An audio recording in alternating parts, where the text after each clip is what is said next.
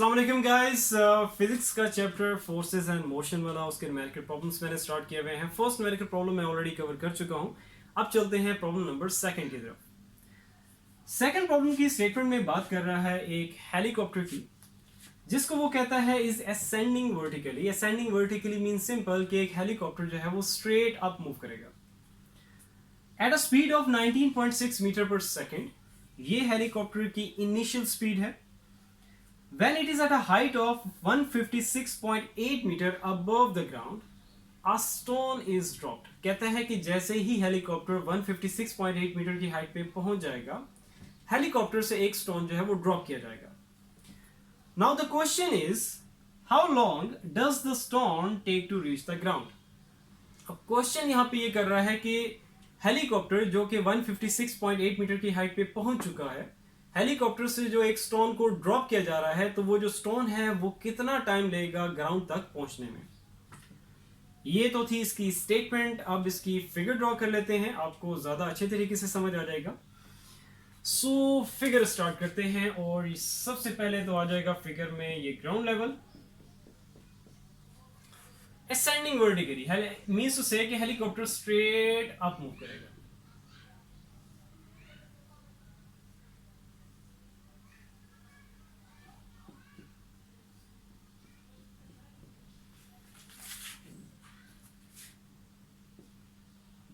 जैसे ही helicopter 156.8 metre की हाइट पे पहुंच जाएगा, और इसकी इनिशियल स्पीड क्या थी, वो इसने गिवन दी हुई है 19.6 मीटर पर सेकेंड।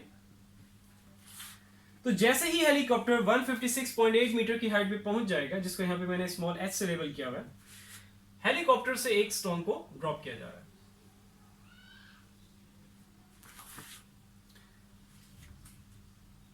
अब नॉर्मल केस में अगर हम देखें, मतलब अगर हेलीकॉप्टर ना होता, कोई सर्टेन हाइट, बिल्डिंग का टॉप ले लो, ट्री का टॉप ले लो, या इट इज जस्ट लाइक अगर मैं यहीं पे इसको एक मार्कर है, इसको मैंने होल्ड किया हुआ है, जैसे ही इसको मैं ड्रॉप करूंगा तो ये कहां पे जाएगा, नीचे की तरफ जाएगा ड्यू टू ग्रेविटी। तो नॉर्मल केसेस में हमारे पास यही है कि ड्यू टू ग्रेविटी कोई भी चीज है उसको अगर आप ड्रॉप करोगे तो वो नीचे की तरफ आएगी।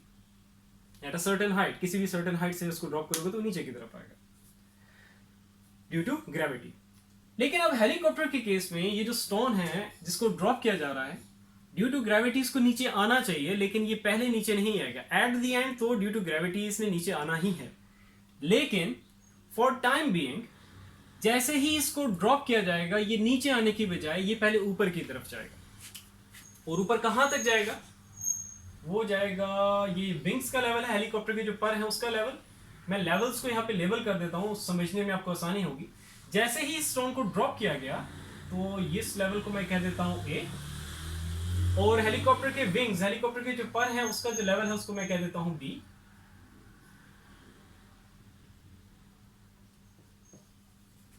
ठीक है, ये आ गया ए, और ऊपर आ गया विंग्स का लेवल बी, और ये जो ग्राउंड लेवल है इसको मैं कह देता हूं सी। अब स्टोन जो है वो नीचे आने की बजाय पहले ऊपर की तरफ जाएगा, और ऊपर कहां तक जाएगा, जो हेलीकॉप्टर के विंग्स का लेवल है वहां तक जाएगा, स्ट्रेट अप।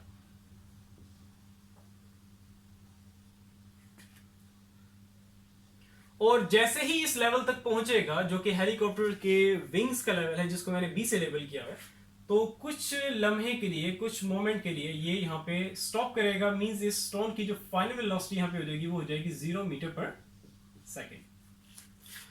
उसके बाद जैसे ही इस लेवल तक पहुंच जाएगा जो कि हेलीकॉप्टर के विंग्स का लेवल है, जिसको मैंने बी से लेबल किया है, उसके बाद यहां से ये फिर नीचे आना शुरू होगा, क्योंकि एट द एंड, ये मैं अभी आपको बता चुका हूं, एट द एंड इसने आना नीचे ही है ड्यू टू ग्रेविटी।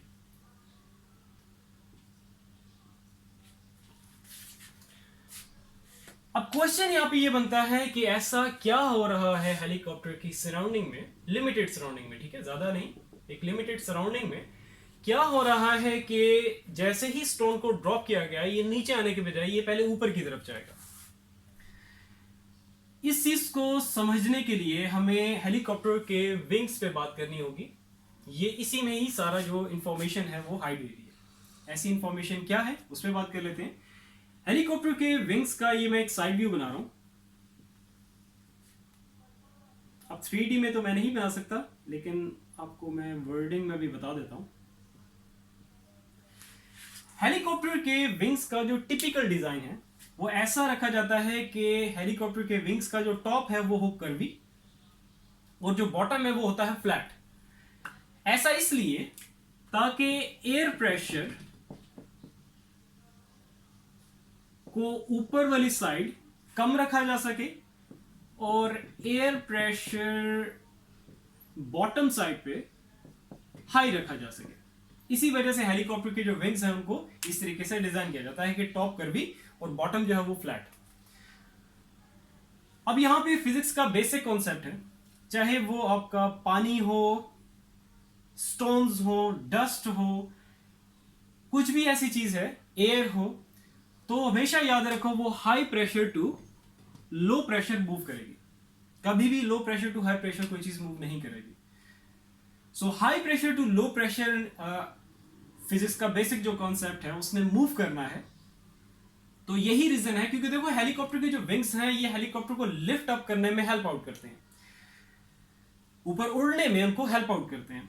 तो इसी वजह से इनके जो विंग्स हैं हेलीकॉप्टर के उनको इसी तरह इस वजह से डिजाइन किया जाता है कि उनको टॉप कर्वी बॉटम फ्लैट, ताकि एयर प्रेशर को नीचे हाई और ऊपर कम रखा जा सके, ताकि ये जो हेलीकॉप्टर के विंग्स हैं हेलीकॉप्टर को मदद कर सकें, हेल्प आउट कर सकें ऊपर उड़ने में। अब यही सारा जो काम है वो यहां पे अब होगा, क्योंकि हेलीकॉप्टर के विंग्स इसकी एक लिमिटेड सराउंडिंग में, हेलीकॉप्टर की एक जो लिमिटेड सराउंडिंग है उसके अराउंड एक ऐसी एनवायरनमेंट क्रिएट कर देते हैं कि अगर उस एनवायरनमेंट में अगर कोई चीज, उस एनवायरनमेंट मींस उस सराउंडिंग में, एक लिमिटेड सराउंडिंग में अगर कोई चीज आएगी, डस्ट पार्टिकल्स, आपके स्टोन्स, आपके इस तरह की कोई चीजें अगर आएंगी, तो वो नीचे गिरने की बजाय, नीचे आने की बजाय वो पहले ऊपर की तरफ जाएंगी और विंग्स के लेवल तक जाएंगी। सो यही काम फिर यहां पे हो रहा है कि देखो जैसे ही स्टोन यहां पे बाहर की तरफ आएगा, ठीक है, जैसे ही इस स्टोन को फेंका गया, ड्रॉप किया गया बाहर की तरफ, तो सडनली इसको एक ऐसा एनवायरनमेंट मिलेगा कि नीचे इसको प्रेशर हाई मिलेगा, मैं एयर प्रेशर की बात कर रहा हूं, ठीक है, और ऊपर इस स्टोन को मिलेगा लो प्रेशर, जिसकी वजह से ये स्टोन नीचे आने के बजाय ड्यू टू ग्रेविटी ये पहले ऊपर की तरफ जाएगा और कहां तक जाएगा, विंग्स के लेवल तक जाएगा। सो आई होप ये क्लियर हो गया होगा कि ये स्टोन जो है नीचे गिरने की बजाय ये पहले ऊपर क्यों जा रहा है। अब इसमें आपने जिसका सोल्यूशन है उसमें आपने वर्डिंग में ये सारा लिखने की जरूरत नहीं है, ये प्रेशर एयर प्रेशर की बात करने की जरूरत नहीं है, जस्ट आप इनर्शिया का वर्ड लिख दोगे तो दैट्स इनफ, ठीक है। वर्डिंग आप लोगों ने ये लाजमी लिखनी है। तो ये तो जस्ट मैंने जो यहाँ पे एयर प्रेशर की बात की है सारा, ये तो इन डिटेल आपको जस्ट समझाने के लिए, आपका कॉन्सेप्ट क्लियर करने के लिए था। अब सोल्यूशन में आपने यहां पे वर्डिंग लिखनी है कि due to inertia firstly stone will move from A to B, ठीक है, स्टोन जो है पहले ए टू बी मूव करेगा और उसमें जो टाइम लगेगा उसको मैं कह दूंगा t1, and then stone will move from B to C due to gravity। कि एट द एंड इसने फिर जैसे ही विंग्स के लेवल तक पहुंच जाएगा जो कि बी लेवल है, उसके बाद इसने नीचे आना ही है ग्राउंड लेवल जो कि सी है, तो B to C due to gravity इसने स्टोन ने फाइनली जो है वो नीचे की तरफ ही आना। बस ये वर्डिंग लिख दोगे दैट्स इनफ। जो चेक करने वाला होगा वो समझ जाएगा कि बच्चे का कॉन्सेप्ट क्लियर है ये, और ये वर्डिंग आप लोगों ने लाजमी लिखनी है, ठीक है, ये सोल्यूशन का हिस्सा है। अच्छा, अब यहाँ पे जो टाइमिंग्स है मैं उसको लेबल कर देता हूं। देखो स्टोन पहले ए से बी की तरफ गया तो उसमें जो टाइम लगा वो क्या है t1, उसके बाद बी टू ए आएगा, बी टू ए, और उसमें जो टाइम लगेगा उसको मैं कह देता हूं t2। अब यहां पे देखो a टू b और b to a distance same है तो इनमें जो टाइम लगेगा वो आपके पास सेम आएगा। मींस अगर t1 की वैल्यू हम लोगों ने अगर फाइंड आउट कर ली तो वही एग्जैक्ट वैल्यू क्या होगी t2 की। उसके बाद a टू c,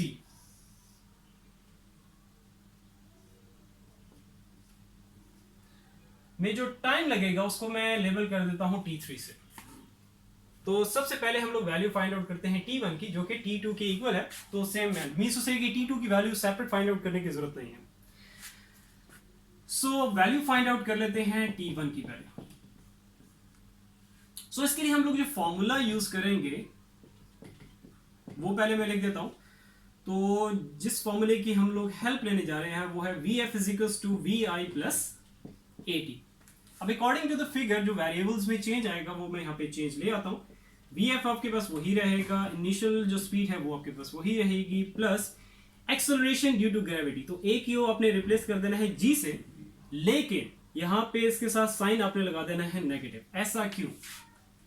फिजिक्स का बेसिक कॉन्सेप्ट कि कोई भी चीज, मैं बहुत ही आसान वर्डिंग में आपको बताऊंगा, ठीक है, कि कोई भी चीज जमीन से आसमान की तरफ अगर जा रही है तो उस वक्त आपने acceleration due to gravity means simple wording में जो ग्रेविटी की वैल्यू आप लोगे उसके साथ साइन क्या आएगा, वो नेगेटिव। ग्रेविटी एक कांस्टेंट है, उसकी तो वैल्यू सेम ही रहेगी 9.8 मीटर पर सेकंड स्क्वायर।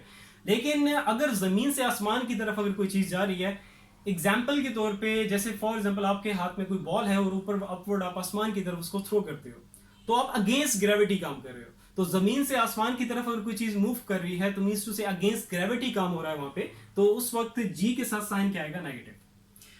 और इसी का अगर हम दूसरी साइड देखें, इसी का अगर उल्ट देखें कि अगर कोई चीज आसमान से जमीन की तरफ आ रही है तो वो तो ड्यू टू ग्रेविटी उसने नीचे आना ही है। इट इज जस्ट लाइक जैसे मैं इसको अगर ड्रॉप करूं तो इसने नीचे जाना ही है।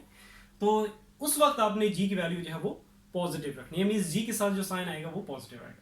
अभी यहाँ पे देखो हम जो T1 वैल्यू फाइंड आउट कर रहे हैं, T1 की जो वैल्यू हम लोग फाइंड आउट करेंगे तो उसमें हम लोग क्या है, A टू B मूव कर रहे हैं, मींस नीचे से ऊपर की तरफ आसमान की तरफ जा रहे हैं। सो इस केस में फिर आपने जो एक्सेलरेशन ड्यू टू ग्रेविटी आपके पास जो G की वैल्यू आएगी, जो G है उसके साथ आपने साइन जो है वो नेगेटिव यूज करना। और T1 फाइंड आउट कर रहे हैं तो T को आपने रिप्लेस कर देना है T1 से। इसको मैं यहां पे कह देता हूं इक्वेशन नंबर फर्स्ट। अब जो वैल्यूज यहां पे है, VF हमें पता है वो है 0 मीटर पर सेकेंड। इनिशियल जो स्पीड है वो है हमारे पास 19.6 मीटर पर सेकेंड। G आपका एक कांस्टेंट है, उसकी वैल्यू है 9.8 मीटर पर सेकेंड स्क्वायर। और T1 की वैल्यू तो हमें फाइंड आउट करनी है। तो ये सारी वैल्यूज पुट करो इस इक्वेशन फर्स्ट में और यहां से हम लोग वैल्यू फाइंड आउट कर लेंगे किसकी, T1 की।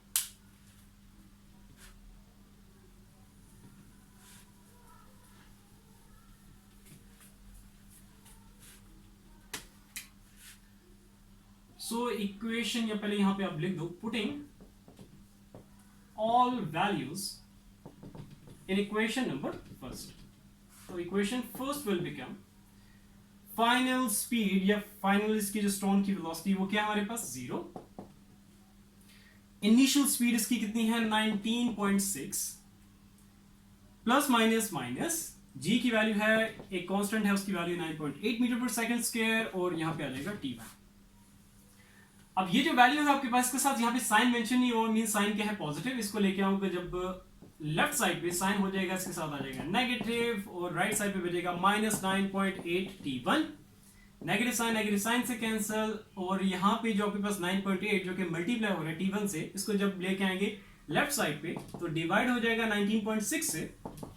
सो यहां से अब हमारे पास आ जाएगी T1 की वैल्यू। तो T1 इज इक्वल टू हमारे पास किसके इक्वल आएगा वो देख लेते हैं, 19.6 डिवाइडेड बाय 9.8। तो ये वैल्यू आ जाएगी हमारे पास 2 सेकेंड, जो कि आपके पास इक्वल होगी T2 के भी, क्योंकि T1 और T2 आपस में क्या है, इक्वल है।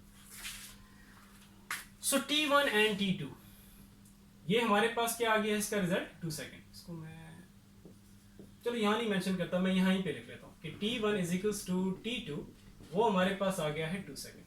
यहाँ पे अगर लिखूं तो वो गिचमिच सी मच जाएगी, तो इसलिए मैं इसको ऊपर मेंशन कर दिया, ठीक है।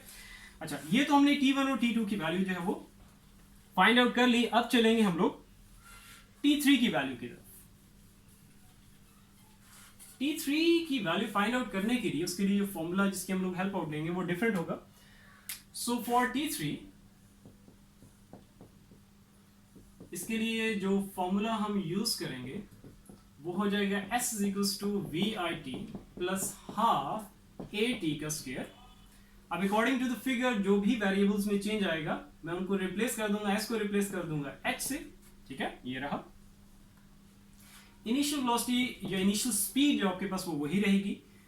अब क्योंकि T3 हम लोग फाइंड आउट कर रहे हैं तो T को रिप्लेस कर दूंगा T3 से प्लस हाफ और A की जगह क्या आ जाएगा, एक्सेलरेशन ड्यू टू ग्रेविटी। अब g के साथ यहाँ पे साइन क्या रहेगा, पॉजिटिव रहेगा। इसकी रीजन यही है कि देखो अब हम लोग फाइंड आउट कर रहे हैं T3, तो मीन्स टू से कि आसमान से जमीन की तरफ हम लोग बात कर रहे हैं, ऊपर से नीचे की तरफ आ रहे हैं ड्यू टू ग्रेविटी, जो कि स्टोन ने नीचे की तरफ आना ही है ड्यू टू ग्रेविटी। तो जब ऊपर से नीचे की तरफ कोई चीज आ रही है तो एक्सेलरेशन ड्यू टू ग्रेविटी, उस वक्त जो g है उसके साथ साइन आपने क्या लेना है, पॉजिटिव। और t आपके पास क्या है, T3, और ये स्क्वायर आ जाएगा फॉर्मूले का। इसको यहाँ पे मैं लेबल कर देता हूँ इक्वेशन नंबर 2 करके। अब h की वैल्यू हमारे पास है 156.8 मीटर, इनिशियल जो स्पीड है वो है 19.6 मीटर पर सेकेंड, और g की वैल्यू वे कांस्टेंट है 9.8 मीटर पर सेकेंड स्क्वायर, और T3 की वैल्यू तो हमें फाइंड आउट करनी है। अब ये सारी वैल्यूज पुट करो इक्वेशन 2 में और हम लोग फाइंड आउट कर लेंगे T3 की value. So putting all values in equation number second. So equation number second, h की जगह आ जाएगा 156.8 is equals to initial speed 19.6, T3 की वैल्यू हमें फाइंड आउट करनी है, प्लस हाफ g आपके पास एक कांस्टेंट 9.8 मीटर पर सेकंड स्क्वायर, और T3 ये तो हमें फाइंड आउट करना है इसका स्क्वायर। अब 9.8 को डिवाइड कर दो 2 से, फिर उसके बाद इसको अरेंज करके प्रॉपर तरीके से लिखेंगे, और हमारे पास ये क्या है, एक क्वाड्रेटिक इक्वेशन है। ओके, सो 9.8 डिवाइड बाय 2 करोगे तो ये आपके पास आ जाएगा 4.9 T3 का स्क्वायर। क्वाड्रेटिक इक्वेशन है, इसको बस इसकी अरेंजमेंट करनी है ताकि हम लोग फाइंड आउट कर सकें T3 की वैल्यू। तो उसको मैं ऊपर कर लेता हूं।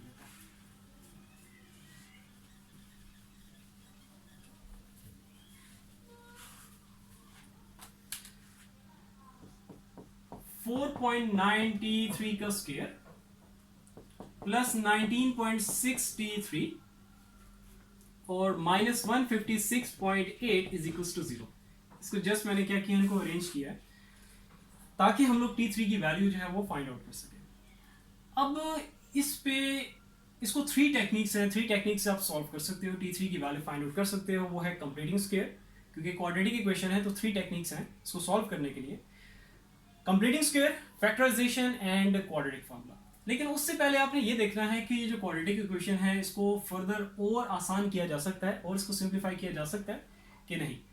तो इसको और सिंपल करने के लिए मैं डिवाइड कर दूंगा, डिवाइडिंग 4.9, ठीक है, डिवाइडिंग बाय 4.9 बोथ साइड्स। इस तरह करने से ये जो क्वाड्रेटिक इक्वेशन है ये और सिंपल हो जाएगी। सो 4.9 T3 का स्क्वायर, इन सारों के नीचे जो है मैं सेपरेट डिवाइड करता जाऊंगा।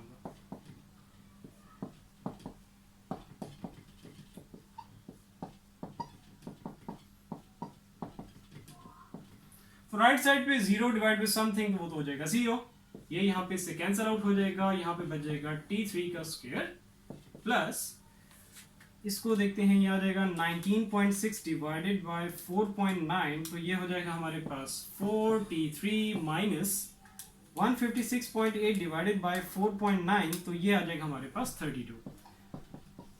यहाँ पे देखो जो पॉइंट्स पे वैल्यूज थी उनसे हम लोग आजाद हो गए, फ्री हो गए। अब हमारे पास ये जो क्वाड्रेटिक इक्वेशन है ये अब सिंप्लीफाइड फॉर्म में है, मतलब आसान है इसको सॉल्व करना बजाय इसको। सो अब आपकी मर्जी है, क्वाड्रेटिक फॉर्मूले की हेल्प लो, फैक्टराइजेशन करो, या कंप्लीटिंग स्क्वायर की टेक्निक से इसको सॉल्व करो, T3 की वैल्यू फाइंड आउट करो, आपकी मर्जी है। लेकिन कोशिश करो प्रायोरिटी हमेशा प्रायोरिटी भी रखो फैक्टराइजेशन की टेक्निक को। अगर फैक्टराइजेशन होती है ठीक है आप उससे करो, अगर नहीं होती फिर क्वाड्रेटिक फॉर्मूले की हेल्प लेके आप उससे सॉल्व करो, ठीक है। अच्छा, तो पहले देखते हैं फैक्टराइजेशन। फैक्टराइजेशन जो है मैं इन डिटेल कवर कर चुका हूँ फर्स्ट ईयर की मैथमेटिक्स में। सो इसमें अगर कहीं प्रॉब्लम, वैसे तो मैं इसमें एक, चलो मैं इसको डिटेल में करा ही देता हूँ क्योंकि अक्सर बच्चों को फैक्टराइजेशन में भी प्रॉब्लम होता है, और जिन बच्चों को ये फैक्टराइजेशन क्लियर है वो इसको स्किप करके आगे मूव कर सकते हैं। ओके, सो फैक्टराइजेशन की मैं हेल्प लेने जा रहा हूँ, और वेरिएबल आपका क्या है, वो है T3 का स्क्वायर। अब देखो यहां पे इसका कोफिशिएंट मेंशन नहीं हुआ हुआ, कोफिशिएंट है तो सही, वो क्या होगा यहाँ पे 1, और यहां पे जो लास्ट में है जिसके साथ वेरिएबल मेंशन नहीं हुआ हुआ, आपने क्या करना है, इनको आपस में मल्टीप्लाई करना है, ठीक है। वेरिएबल का स्क्वायर मतलब जैसे वेरिएबल यहाँ पे t3 चल रहा है, t3 के स्क्वायर का कोफिशिएंट और लास्ट में ये जो कांस्टेंट है जो थर्ड प्लेस पे पड़ा होगा इसको आपने मल्टीप्लाई करना है, लेकिन साइंस का ध्यान रखना है, ठीक है। तो इनको जब मल्टीप्लाई करोगे, साइड पे लिखते जाओ, तो मल्टीप्लाई के केस में हमारे पास क्या बन रहा है, -32 को मल्टीप्लाई करोगे जब 1 से, सो ये आ जाएगा -32। उसके बाद यहाँ पे जो सेंटर में वैल्यू होगी, ठीक है, जो वेरिएबल के साथ लिखी हुई होगी, जो कि यहाँ पे अब t3 है, इसके साथ वैल्यू लेकिन विद साइन, वो आपके पास क्या है, +4। इसको भी यहाँ पे लिख लेते हैं। तो ये फैक्टराइजेशन की टेक्निक है।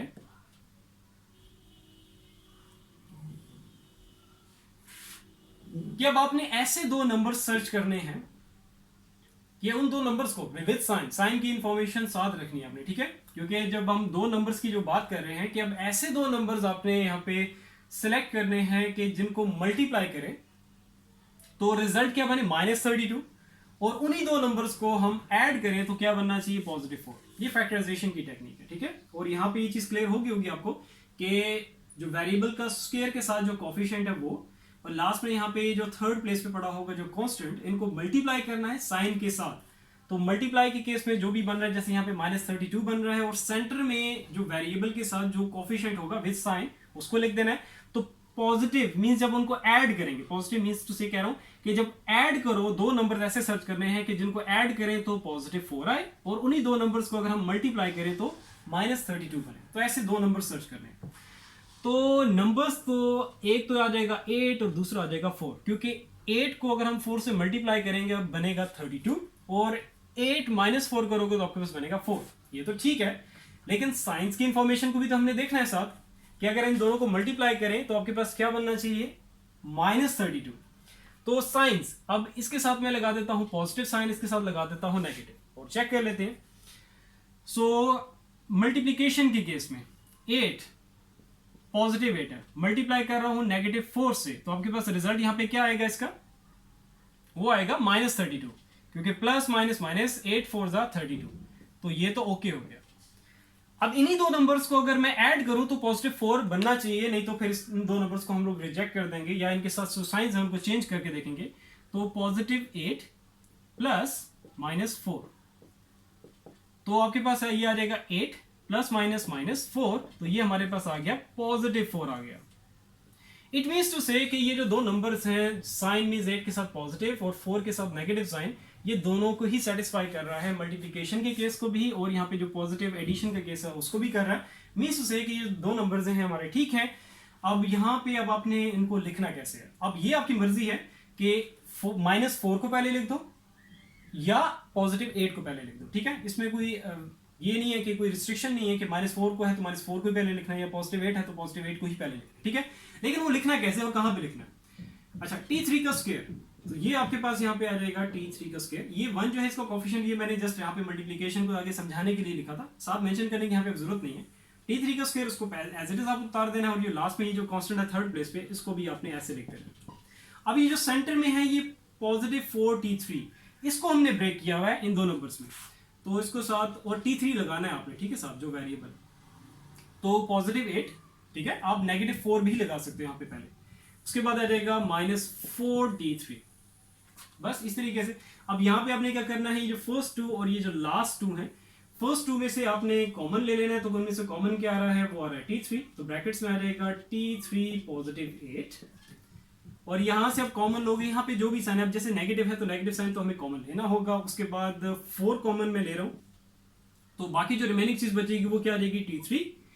और बाहर अगर आपने नेगेटिव साइन कॉमन लिया हुआ है तो यहाँ पे जो भी साइन होगा उसका उल्ट लिखना है। मींस अगर नेगेटिव साइन कॉमन लिया हुआ है, यहाँ नेगेटिव साइन है तो यहाँ पे आ जाएगा पॉजिटिव साइन। अगर यहाँ पॉजिटिव होता, नेगेटिव साइन अगर मैंने कॉमन लिया हुआ है, पॉजिटिव साइन होता तो यहाँ पे आ जाता नेगेटिव, तो उसका आपने उल्ट लिखना है, ठीक है।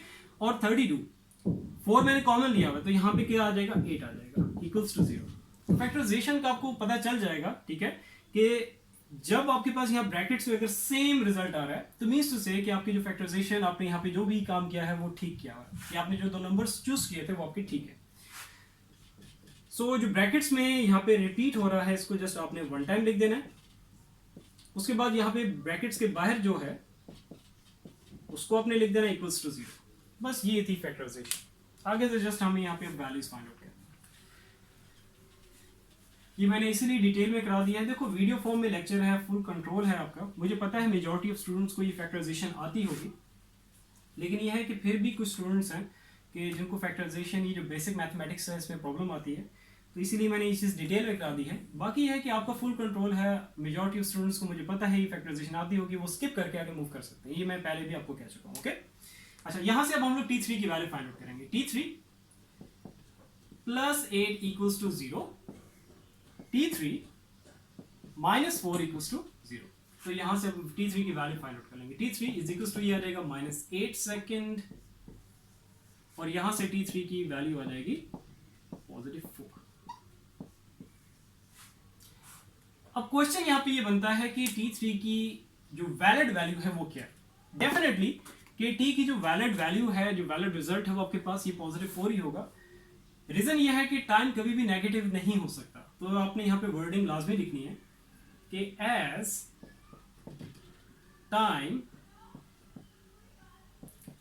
एज टाइम ऑलवेज पॉजिटिव, ठीक है, एज टाइम ऑलवेज पॉजिटिव, सो T3 का जो हमारा जो वैलिड आंसर है वो क्या है, पॉजिटिव 4।